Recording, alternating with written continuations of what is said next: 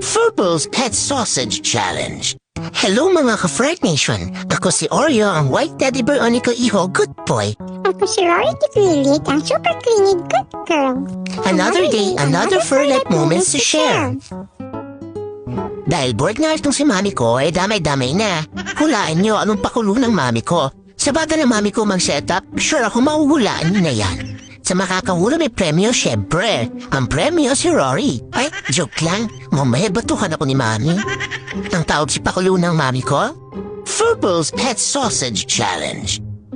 Hindi naman ako nagtanong sa mami ko kung anong price ng winner. Basta ako dapat ang manalo. Bakit parang wala na? Ay, meron ba pala? Ba't parang ang konti naman na nilagay ni mami nakakabitin? Pero saglit, double check ko. Makaupo na nga. Ang sakit na ng balakang ko. Mami, wala ng sausage. Pahingi naman, ang dami pa dito, oh. Uy, mami, patayin mo na yung timer, abay kanina pa ako tapos. Siyempre, after checking, hitingan ni mami kung may natira pa akong sausage. And the winner is ako. Ay, hindi pa pala tapos si Rory. Eto, natapos ko pala siya ng 2 minutes and 22 seconds. Nilagyan ulit ni mami ng sausage yung puzzle tray para si Rory naman. Hihihi, ako naman. Wait, mami, ang daya. Ang layo ko pa sa puzzle tray.